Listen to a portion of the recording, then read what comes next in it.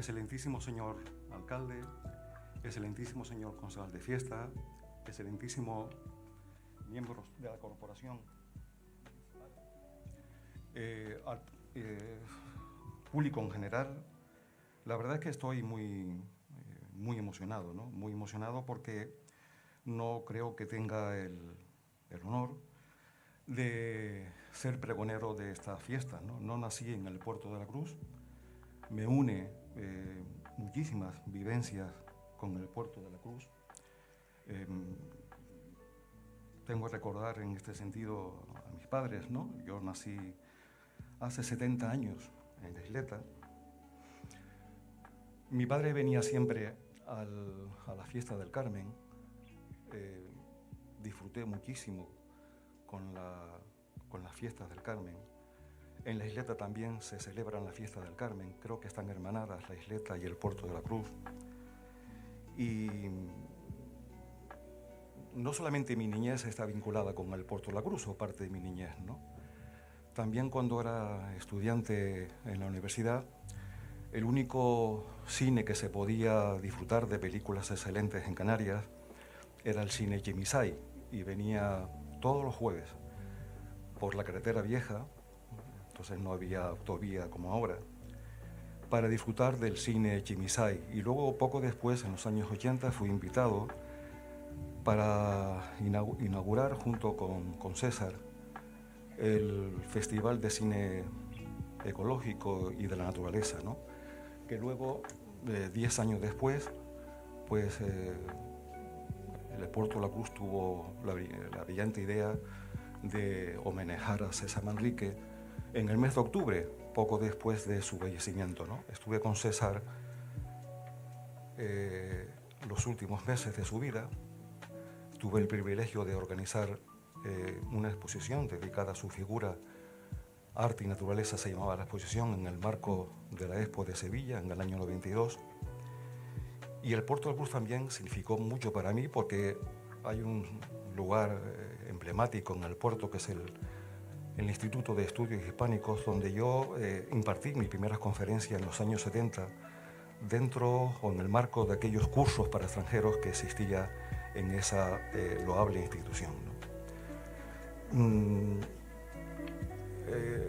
Antes hablaba brillantemente la presentadora de Pepe Dámaso, y bueno, comparto con Pepe Dámaso una estrecha amistad, al igual que con dos personas que me honra con su presencia, como son Juan Alfredo Amigó y José Luis Olsina, compañeros de tantos tiempos, de tantos años, y al mismo tiempo elaboradores desde el punto de vista ingenieril de esta magnífica obra, ¿no? Bueno, a mí se me ha dado un tiempo límite para hablar. Yo no soy persona para tiempos límites, intentar ajustarme a esta cuestión por necesidad, evidentemente, de la programación, pero hay tres cuestiones que me gustaría desarrollar, ¿no? El concepto de la belleza del paisaje, el concepto de los elementos de la naturaleza, cómo se manifiestan también en la obra de César Manrique, en este microcosmos. Yo creo que es la gran obra de César fuera de Lanzarote. Aquello obedeció a un proyecto global, esto es un proyecto individual, pero un proyecto de unas connotaciones históricas, sociales, muy importantes para el Puerto de la Cruz, una de las ciudades más importantes de Canarias y al mismo tiempo la más pequeña, la menos poblada, ¿no? Pero quiero vincular ese concepto de la belleza con los primeros viajeros y naturalistas del siglo XVIII y XIX que llegaron al Puerto de la Cruz, atraído por la riqueza natural, atraído por el clima, por lo benigno del clima, para vincularlo con el concepto de la belleza de César Manrique. Me refiero en concreto a un texto de Alejandro Humboldt que dice lo siguiente, me van a permitir que lo lea. Este país delicioso, hace referencia a Tenerife, del que han hablado con entusiasmo los viajeros de todas las naciones, en la zona tórrida he encontrado sitios donde es más majestuosa la naturaleza, más rica en las formas orgánicas. Pero después de haber recorrido las riberas del Orinoco, las cordilleras de Perú y los hermosos valles de México, confieso no haber visto en ninguna parte un cuadro más variado, más atrayente, más armoniosa por la distribución del verdor y de las rocas que en el Valle de la Orotava y su puerto de la Cruz. Un asombro de Humboldt, un asombro de lo visto, que es próximo a la mirada de Manrique. Casi 200 años después, Manrique dijo lo siguiente: después de conocer casi todas las latitudes del mundo y de sus peculiaridades más acentuadas, es cuando he comprendido el gran lujo y la gran suerte de haber nacido y de vivir en Canarias. Al llegar al Teide y enfrentarme a la esplendidez del Valle de la Orotava y el puerto de la Cruz, con la majestuosidad del volcán que les corona, pienso que Tenerife es la isla más hermosa del mundo. Esto lo dijo en el año 77 y poco antes, cuando regresó de Nueva York, en el año 64, dijo lo siguiente: he sido destinado a trabajar con la belleza. Bien, la belleza es un concepto, no le voy a aburrir desde el punto de vista científico, desde el punto de vista ortodoxo del concepto de la belleza, que emana desde la cultura clásica, pero con distintas acepciones a través de todos los tiempos. Pero Manrique consiguió realizar una utopía posibilista en la isla de Lanzarote con lo más elemental del mundo natural, que son los 4 elementos de la naturaleza: fuego, tierra, mar y aire. Son, como todos sabemos, diferentes estados de energía que fluctúan y se conectan entre sí, formando un universo cósmico, un universo que Manrique identificó en la naturaleza de Lanzarote y que prácticamente convirtió en sinónimo de Lanzarote. Manrique es Lanzarote, Lanzarote es Manrique, como se ha dicho muchas veces, ¿no? ¿De dónde parte esta idea de Manrique? Bien, evidentemente estuve muy próximo a él y siempre me decía que su gran maestro era Néstor. Néstor tiene, como ustedes saben, es un gran pintor,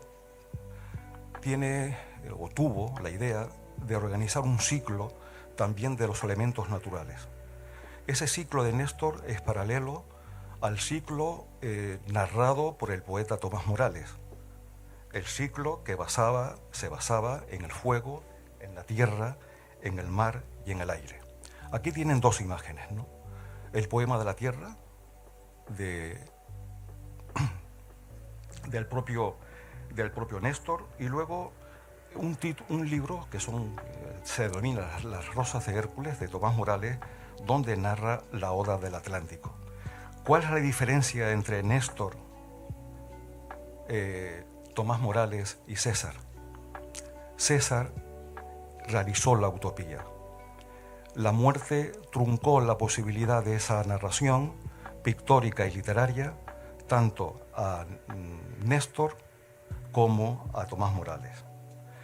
De tal manera que yo creo que Lanzarote es como un microcosmos, y ese microcosmos es el que se refleja desde mi punto de vista en la gran obra de César fuera de Lanzarote, el complejo Lago Martianes. Pero, ¿por qué actúa César en el Puerto de la Cruz? Puerto de la Cruz era el primer centro turístico de Canarias desde el siglo XIX, y quizás el símbolo de esa atracción turística es el Hotel Taoro, ¿no? Un hotel que cumplió unas funciones específicas y que poco a poco se está recuperando gracias a las intervenciones institucionales. La labor de César en el Puerto de la Cruz no se limita solamente al complejo Martianes. César era un artista que abordó distintas disciplinas.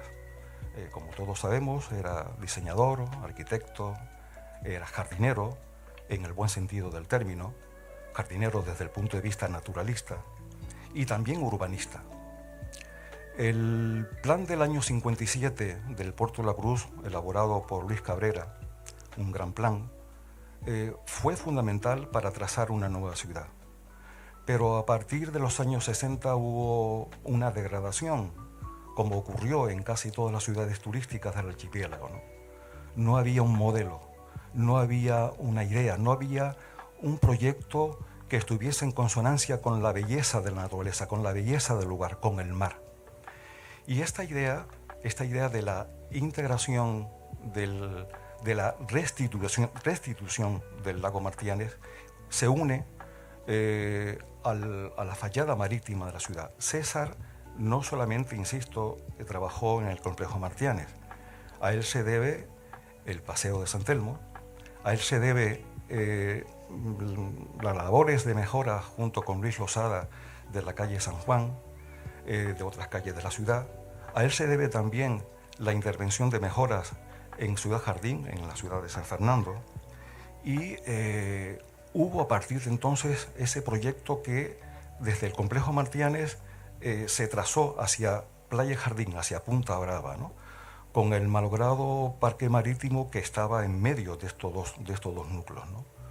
Fue entonces una labor la que hizo César, donde arte, diseño, escultura, arquitectura e ingeniería, por parte de los ingenieros que me acompañan, pues tuvieron una efectiva labor, ¿no? Y creó un espacio escenográfico. La escenografía es importante en César. Poca gente sabe que César estudió cine y escenografía y fotografía en Madrid, ¿no? Las composiciones de César estaban en sintonía con el propio ritmo de la naturaleza. Eran composiciones orgánicas, armónicas. Y había siempre ese sentido del lugar. El arte como juego, ese sentido que tenía César por el goce de la vida, el disfrute de la vida. Y sin duda alguna, en el lago Martianes hay ese sentido lúdico de la vida, ¿no? Una obra humanista, no hay que olvidarlo, una obra de un humanista de carácter expansivo, donde hay que mencionar la labor de Luis Losada, de Juan Alfredo Amigó, de José Luis Olsina, de Elías Fernández del Castillo, de Antonio Mendoza, en cierta medida también de Fernando Higueras, pero sobre todo de un sinfín de trabajadores entusiastas que realizaron una obra donde se aúna dos conceptos fundamentales, ¿no? La tradición como proceso de identidad, es decir, la pertenencia al lugar, que Manrique desarrolla a partir del libro publicado en el año 74, Arquitectura Inédita, que son empalizadas, en el caso del Puerto de la Cruz, las empalizadas y las garitas en relación con la ermita de San Telmo, las pérgolas, los blancos enlucidos, los adoquines colocados a sardinel, los árboles invertidos, y al mismo tiempo a ese concepto de la tradición César va a incluir el concepto de la contemporaneidad, ¿no? Al regreso a Nueva York, él se siente un artista totalmente nuevo, un artista donde la influencia del arte pop, del arte cinético, del arte de los objetos encontrados, va a ser fundamental para entender la obra de César, tanto en Lanzarote como en el complejo Martianes. Pero quiero destacar que entre los elementos de la naturaleza, el mar jugó un papel decisivo en la obra de César.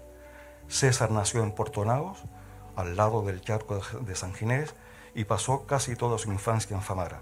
Eso fue determinante de su amor por la naturaleza y que se observa en esta magnífica obra, ¿no?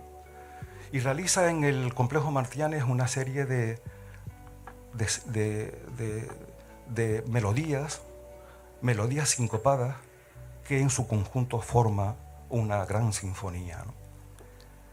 De esta manera, partiendo desde un lugar ya ejecutado y que fue luego renovado, como fueron las piscinas de San Telmo, se construyen los alicios. Aquí se ubica la isla, una especie de montaje, un islote cercado por superficies acuáticas donde emerge la imagen de una gabarra. Los Alisios es un lugar caracterizado por una de sus series preferidas, ¿no? Los Juguetes del Viento, que desarrolló prácticamente en el espacio público y natural de Lanzarote. Una escultura cinética con base a ese aprendizaje de Nueva York. La Jibia, donde se aprecia ese sentido lúdico, una escultura de grandes proporciones, que se caracteriza por esos recovecos, curvas y recodos que invitan a los juegos infantiles, y también, yo también no siendo tan niño, lo he disfrutado, y pienso que muchos de nosotros hemos disfrutado también de los baños en la Jibia, ¿no? Barlovento, otra escultura donde se aprecia esos conos metálicos con esas elegantes barras y placas apoyadas sobre el tronco de un árbol, o esa majestuosa obra irónica de homenaje al Wilhelm Reich, ¿no? Un objeto encontrado donde un tronco de árbol achaparrado, pues César y sus colaboradores vieron ahí la imagen de Falos, ¿no? Una imagen que está en sintonía con el concepto del arte como ironía propio del surrealismo, ¿no? O la más apoteósica desde mi punto de vista, Raíces al Viento, ¿no?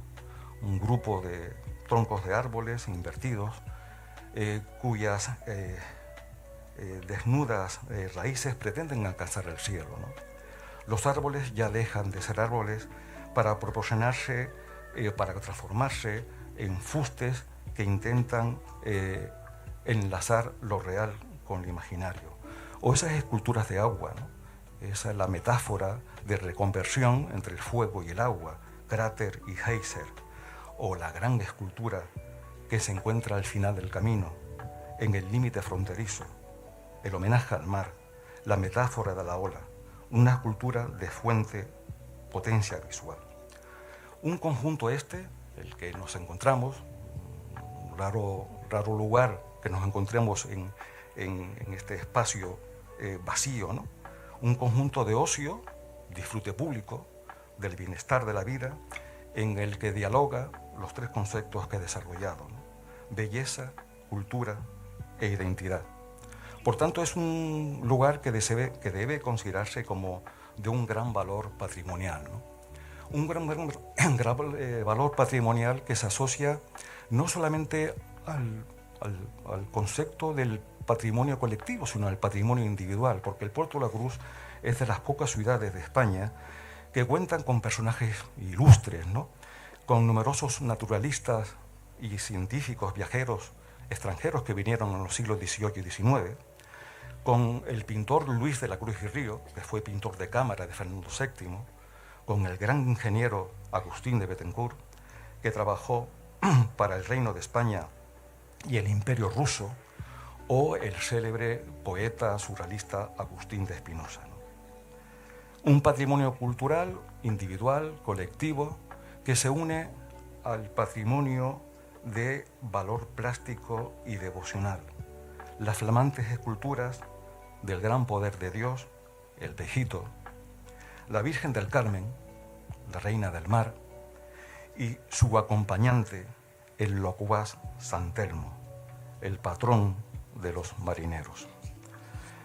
Quería expresar de esta manera que este patrimonio cultural, tanto individual como colectivo, constituye la memoria identitaria del lugar, la memoria identitaria del Puerto de la Cruz, los valores de pertenencia a este lugar. El aprecio por el patrimonio es el aprecio por la educación y la cultura, que es absolutamente indispensable para entender el pasado, para comprender el presente y para trazar un puente hacia el futuro. Este pregón, está dedicado especialmente a todas aquellas personas que han contribuido con su esfuerzo, cariño y dedicación a estudiar, proteger y difundir el patrimonio cultural del Puerto de la Cruz, en todas sus vertientes y manifestaciones, así como a aquellos portuenses, naturales o residentes, que han contribuido de igual forma a reafirmar la genuina identidad del Puerto de la Cruz. Quedan pregonadas las grandes fiestas del Puerto de la Cruz del año 2023.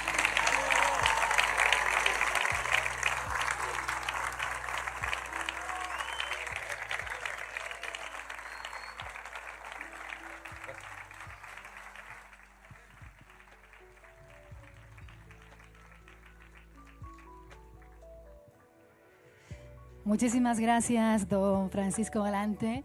Le pedimos por favor que suba de nuevo al escenario junto al señor alcalde, don Marco González Mesa, para poder hacerle un reconocimiento en este momento y agradecerle a usted por estar con nosotros en esta noche y también a todos los que componen la Fundación César Manrique por apoyarnos en una noche como esta y en estas fiestas de julio 2023.